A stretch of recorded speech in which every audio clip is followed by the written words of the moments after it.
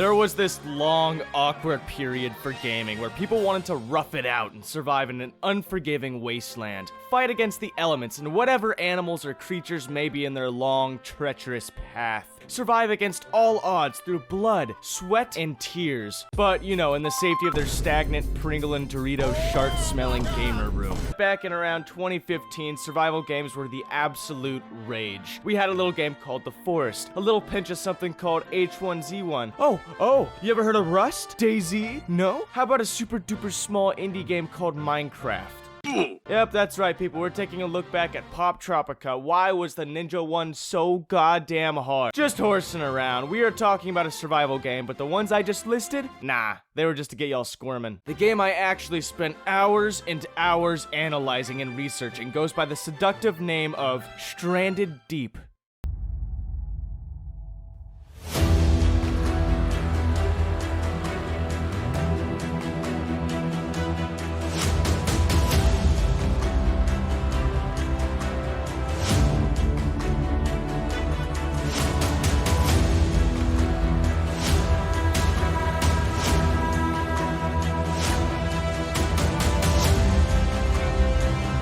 Wait, what the fuck is Stranded Deep? Huh?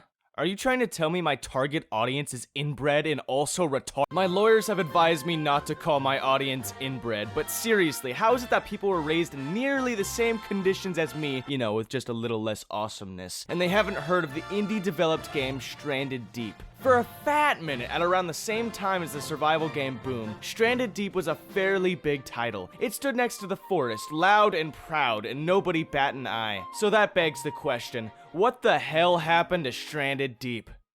Well, first, for the blissfully ignorant, Stranded Deep was put on early access in early 2015 by a small development team known as Beam Team Games. And trust me, I tried reaching these guys, their phone must have died or something. Stranded Deep plays out like most survival games around the same time with a few exceptions. Mainly, ocean! And secondly, shark!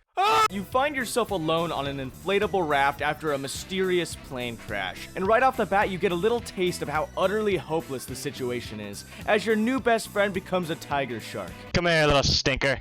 Come here. Hey guys, this is me from the future. I let you guys down. This is clearly not a tiger shark.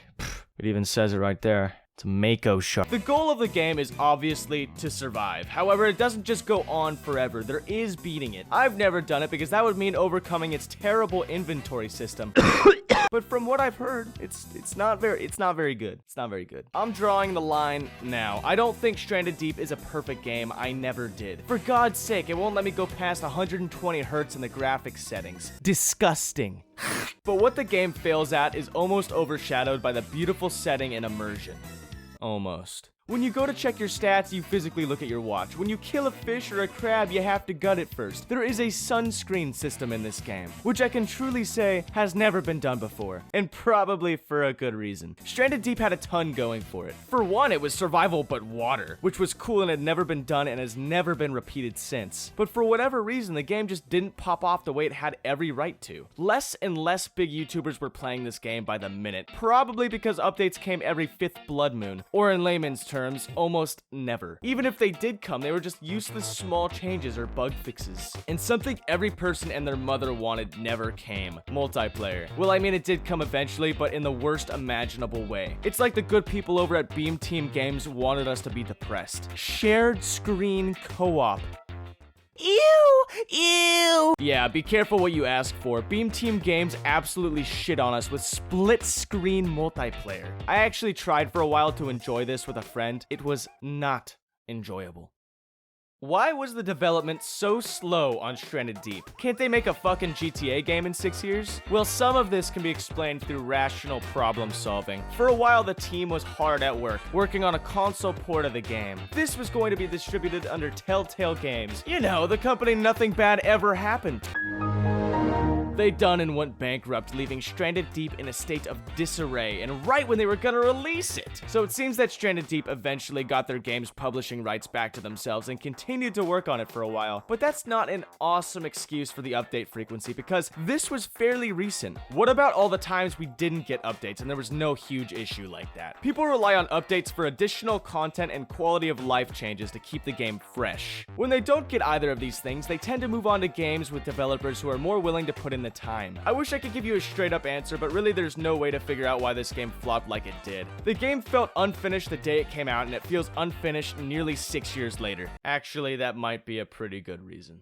Stranded Deep is a fun game, not a perfect one. The game has a huge spot reserved in my heart, and it pains me to say that it has barely gotten better over time. Stranded Deep is a failed survival game experience, but I'm just saying, if you add multiplayer, this could be a top tier game, Beam Team, huh? Because of the way Stranded Deep was updated, or should I say not updated, and because there was no multiplayer, a hugely requested feature by the way, the game failed to live up to the hype it had in the beginning. I still love the game despite its terrible qualities, and I hope this video brings Stranded Deep to your Steam library. I'm honestly just dying for multiplayer in this game, so just go complain to them if you see this. Later.